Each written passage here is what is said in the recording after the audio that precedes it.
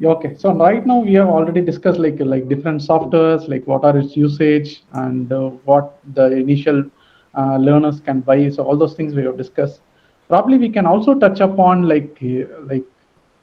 whether software made it everything easy, or is there any limitations that software, astrology software have?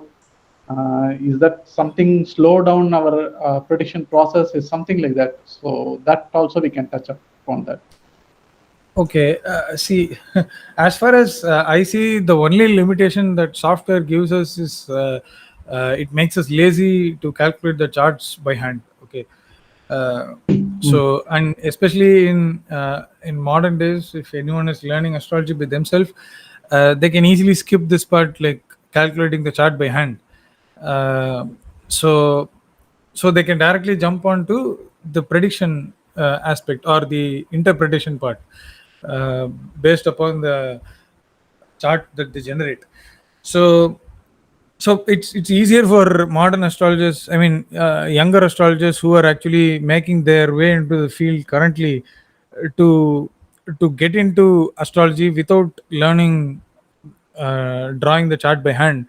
But especially when my grandfather was doing astrology, I mean, he still does not believe in using software, so that is the rigidity of the generation.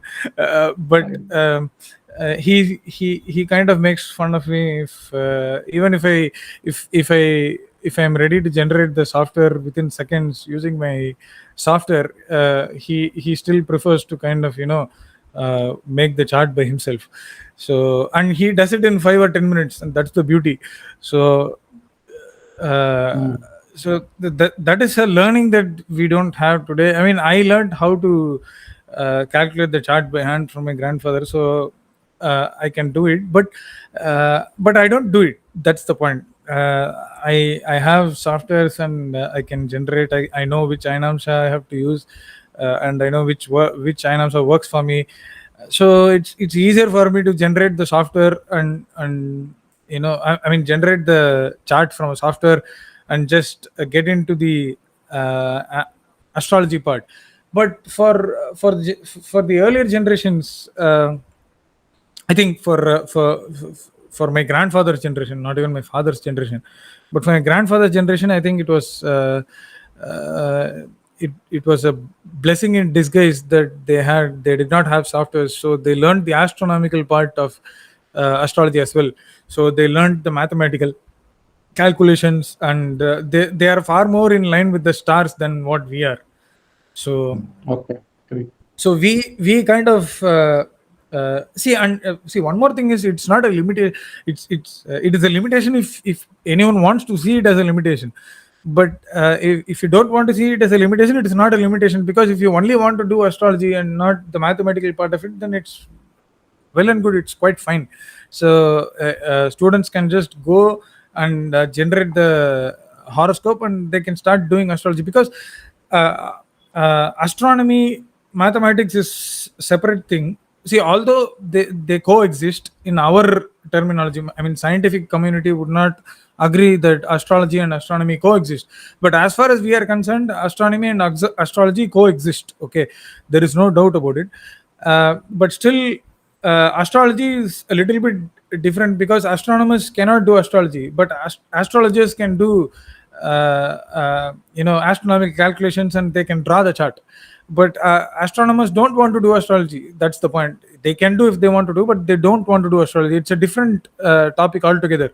So I just don't want to touch there. But why I'm giving a touch base is because uh, if you don't want to learn the mathematical aspects, and if you're good with interpretive and intuitive matters, you can just directly jump to astrology. So especially in today's world, when we are doing client work, and if we have limited time, see, so some of the people are very busy who consult at least more than 6 or 7 people a day. So for them, drawing a chart by hand is unrealistic. So for those people, chart is very easy. And one more thing, I think using software is very useful for client work, is where you can just print the chart and you can just give it to the client with various dates. Like every software gives printable layout of all the dashas and bhuktis. So if you're pointing out any specific dashas and bhuktis, you can just print and you can just mark those particular periods, and you can give the printout to the client. So it will also be helpful for them, rather than asking them to take notes. And one more thing, like this is apart from software. So if you're doing online consultation, there are various programs that we use, such as Zoom or Google Meet or whatever, Skype or whatever of your choice. We can just record the conversation and we can give it to the clients. So it is very useful for them to go and just use it as a reference in future, because people don't come to astrologer every week or every month. They come probably once a year. So if they want a reference throughout the year, I think it will be easy for them to use both the printout and also the recordings. And even if a person actually comes directly in today's world, especially in during the pandemic, not many people are happy to consult people at home. But still, if someone is consulting, I think it's good to record. And today technology helps us to record the conversation, so again they can have it as a reference. So softwares and technology kind of, as far as I'm concerned, it is a boon for astrologers. And I don't really see it as a limitation, because I don't have the time to kind of draw the chart by myself. Although it will help me in terms of understanding things more mathematically and astronomically. When I don't have the time to do it, I think it is better to go with the softwares. And it is also, especially if you take some of the, Vimshottari Dasha is reasonably easy to calculate with hand. Okay, probably a seasoned astrologer can even calculate by mind, just based on the nakshatras. Nakshatra Pada, I think it's easy to calculate by mind itself. No need of program.